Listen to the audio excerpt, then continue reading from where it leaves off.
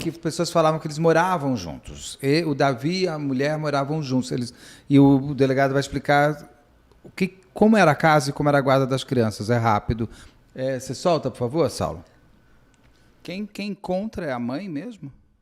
Quem encontra foi a avó paterna. O que que acontece?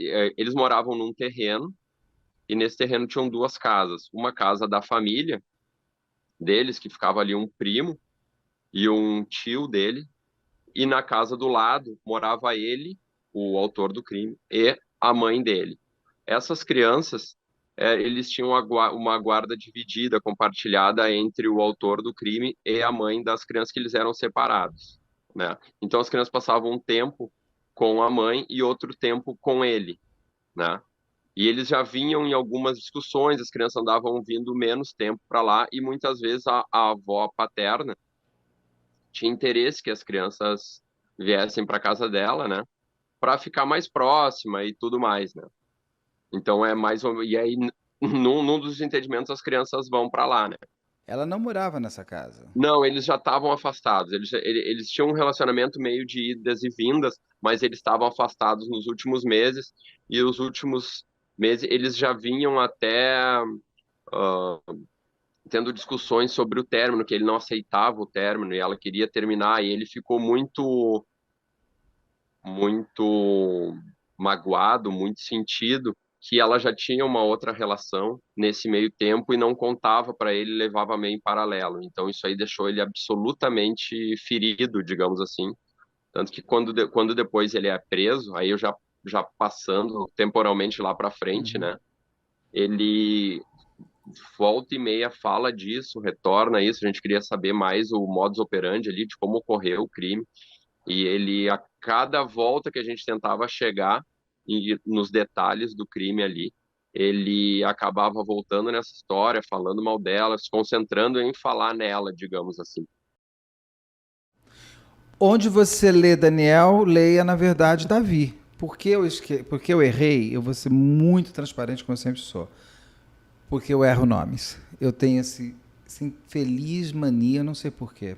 Estou tentando mudar, sabe, doutora? Um dia eu vou te perguntar Sim. que psicose é essa minha, porque Que mudar troca os nomes é nomes, o é? quê? É o Estou quê, querendo né? fugir de quê? Não sei. Não sei, não sei.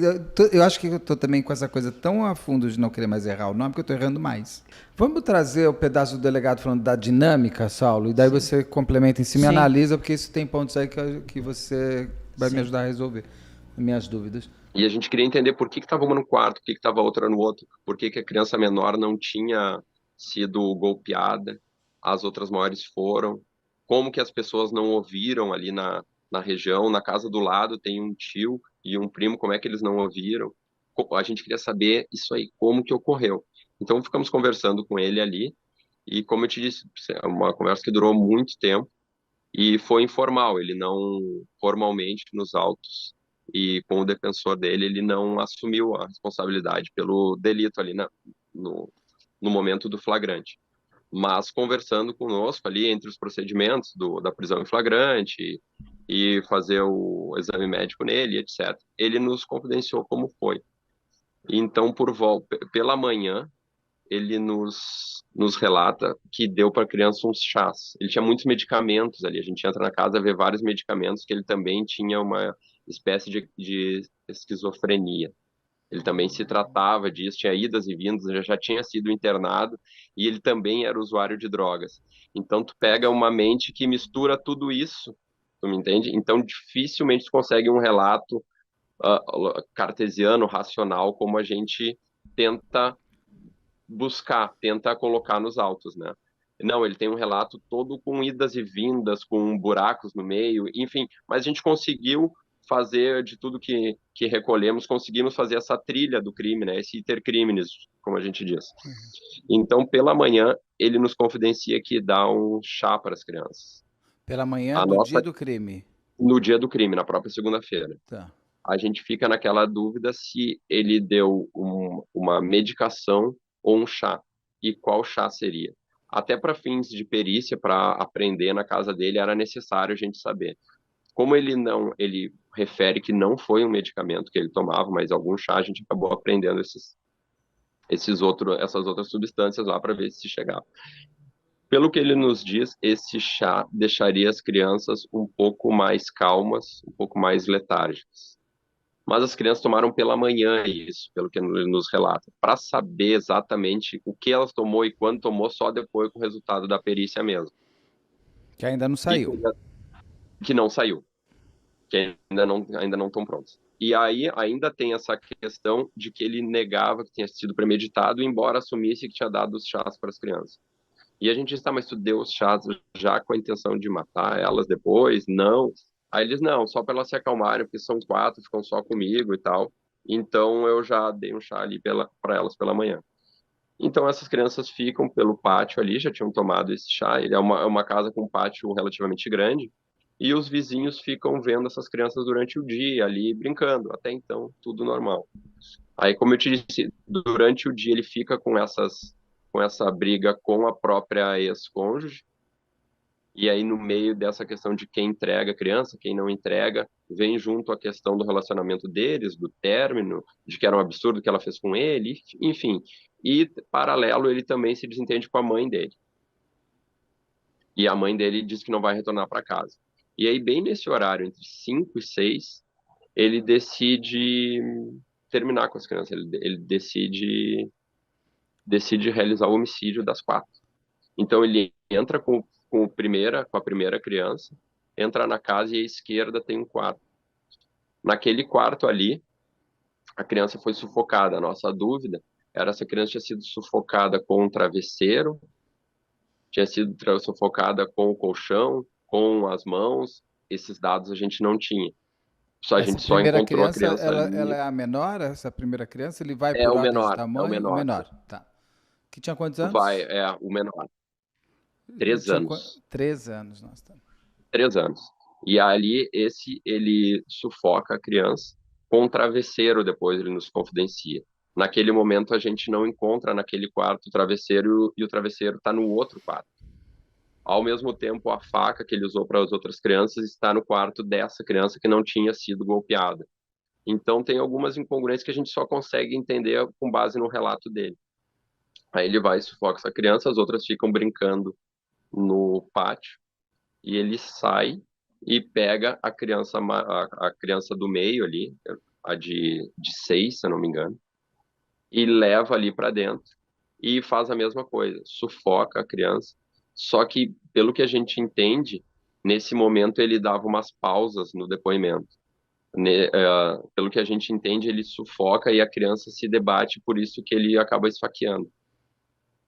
Mas ele não chega a nos dizer esses detalhes. Eu disse, tá, mas tu sufoca ela e ela se debate, ela grita, como que as outras não viram? Começou a esfaquear elas em razão dela estar se debatendo, porque aí já era uma criança maior, mais forte, já tem um grau de resposta maior, né?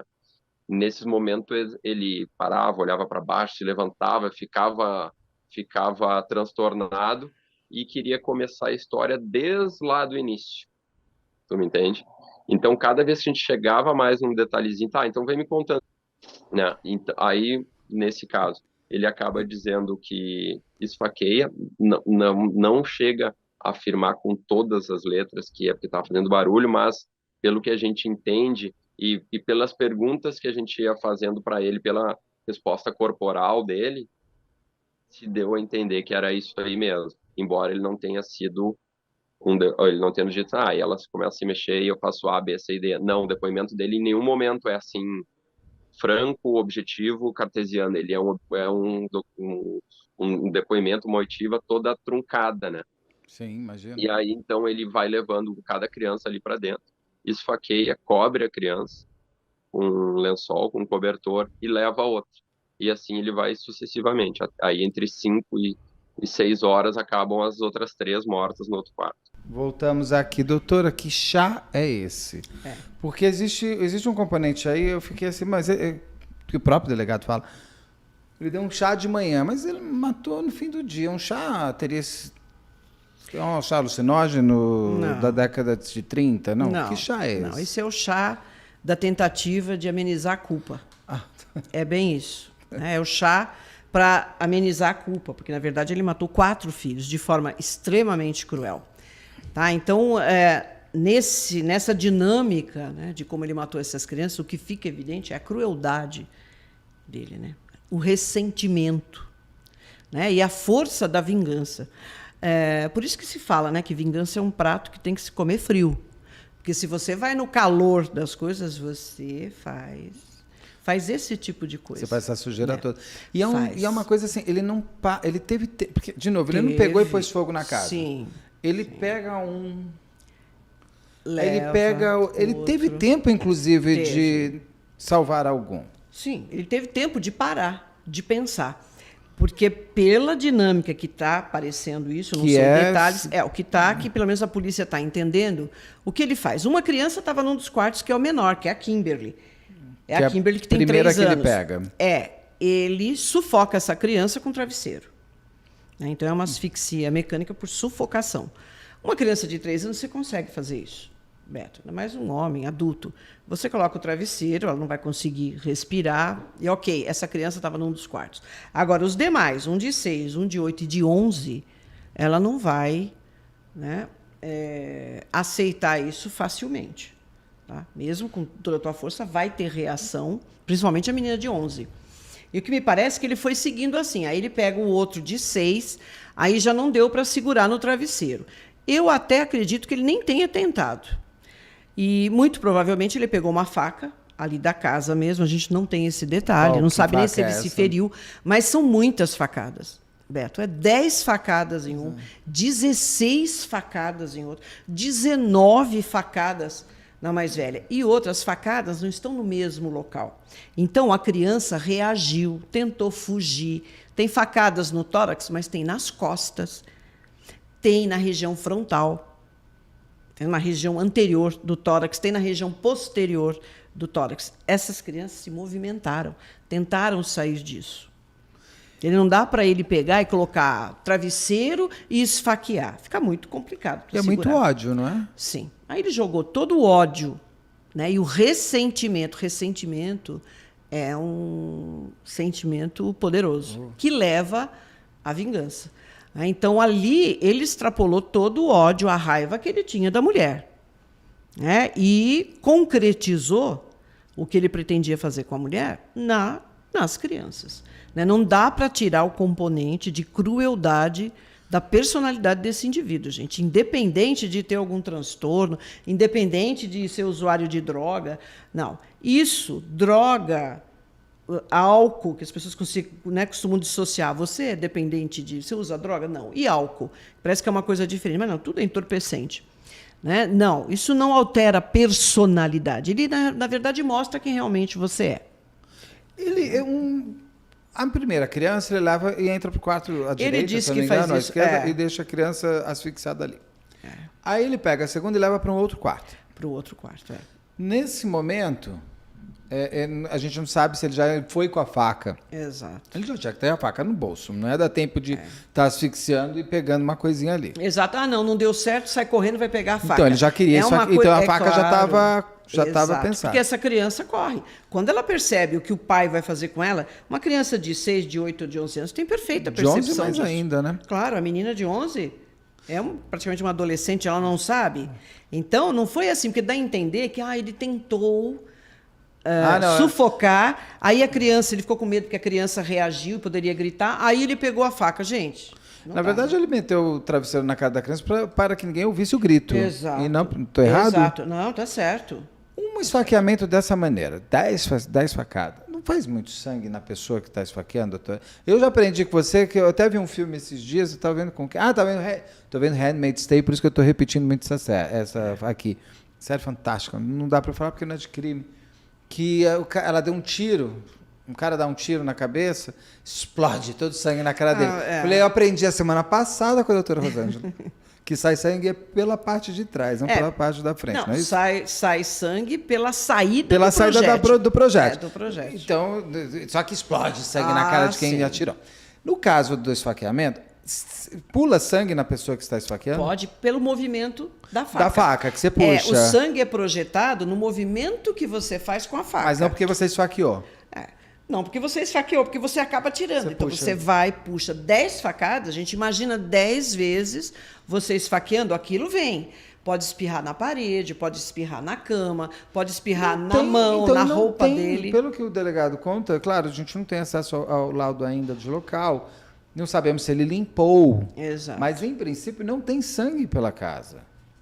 Parece que tudo concentrou na cama. Na cama. Isso que eu É entendi do delegado. possível Sim, sim. ele não ter sido nem um pinguinho de sangue assim, ou não. nele mesmo? Não, assim? o que eu entendi foi o seguinte: não tem sangue na casa. Ele então não é andando com algo assim, sangue. não é algo, por exemplo, que você vê, olha, começou aqui, porque a pessoa já deve ter sido ferida na cozinha, ela saiu correndo, sangrando, A lá foi parar no Isabela quarto. Nardoni, que vai pingando. Exato. Isso não é normal mesmo não ter. Sim, não ter. Se ele realmente o ato, né, de matar e de esfaquear foi na cama. Então o sangue fica concentrado no colchão, nos lençóis e ao redor, porque é o movimento da faca que leva o sangue. E esse sangue vai espirrar na parede, ele vai se projetar na parede, vai projetar nele. É claro que ele se limpou. Tá. Ele estava tranquilo ali, porque a mãe não veio, né, até aquele momento. Ele fez, muito provavelmente ele se limpou, não dá para saber se ele, provavelmente ele levou essas roupas com ele, porque daí ele fugiu. Então dá para ele sair, embrulha essas roupas, eu não sei se encontraram essas roupas, não parece que Que não sabe que roupa que era dele, Então, ele não tem. E ele, quando foi encontrado, ele não tinha sangue nenhum. Quer dizer, se a gente jogasse um luminol nele, que não é o pegaria. caso, aparece. Não, ia ser uma árvore de Natal, né? E o que me impressiona também é aquilo, a criança primeira que foi esfaqueada, ela não sabia o que ia acontecer. A segunda que entra no quarto, Gente, sim. parece que ele cobria a criança, é isso? Ele cobria, ele estava cobrindo, isso que ele diz. Tá? A gente vê aí no relato dele que ele fez assim que ele foi preso. Foi espontaneamente, ele contou. Só que quando ele foi formalmente ouvido, ele já estava com advogado, aí ele se reservou, não lembrava mais de nada e, né, se reservou a falar posteriormente em juízo. Mas espontaneamente ele comentou. É importante isso, porque quando a polícia chegou nele, ele já falou como foi. Então, esse relato é dele. Claro que aí, gente, essa história de eu dei um chá, elas não sofreram. Como? Que uma pessoa que leva 10 facadas, 19 facadas, ela não sofreu? Que chá é esse? Chá de camomila? Para deixar as crianças calmas, porque elas estavam... Isso aí o que é? Amenizar a minha culpa. Não, elas não sofreram, tá? Não, o chá dado de manhã... Gente, Não, gente. café, Chá de café. folha de coca, que chá é esse? Né? Não tem. 5 da tarde, tá tendo. As crianças Então, estavam brincando, normal. Exato. O que vai acontecer? Nós só poderemos saber se realmente essas crianças foram dopadas, né? Com algum remédio? que ele Com alguma pudesse medicação tomar? que ele mesmo, tomava medicação, ele pode ter dado para as crianças? Pode. Mas isso a gente só vai saber com o exame toxicológico. Que ainda não né? saiu, O né? delegado tem que solicitar, né? O legista retira o material, né, das vísceras, sangue, encaminha para o laboratório de toxicologia e faz a pesquisa do que seria mais provável.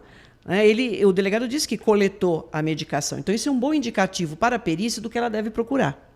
Né? Mas, gente, chazinho de camomila, chá, isso é conversa dele para minimizar a culpa. Porque ele está, claro que ele está se sentindo extremamente culpado. E ele também quer passar, apesar dessa tragédia, é interessante, né? A pessoa ali fala assim, não, mas elas não sofreram, como se isso fosse algo, né, positivo. Sim. Né? Para quê? Para dizer que ele não é esse monstro que ele está aparecendo, mas ele é. Que tem até a ver com a motivação. Põe um vídeo da motivação para mim, por favor, que o delegado traz. As razões são amplas e maiores, digamos. Tem essa questão do término deles terem ficado 3 meses, dela ter mantido uma relação e ficar 3 meses conversando com ele e não assumindo e levando os dois juntos, né? Também tem uma questão, e ele também acreditava em oferendas, em entidades. Ele também atribuía à família dela de tentar capturar a alma dele. E, ao mesmo tempo, ele dizia que as crianças podiam proteger. Ele faz uma mistura muito grande, assim. O psíquico dele, ele não conseguia nos concatenar os fatos como iam correndo, ele já misturava com ela e colocava no meio essas outras questões de paramateriais, digamos assim.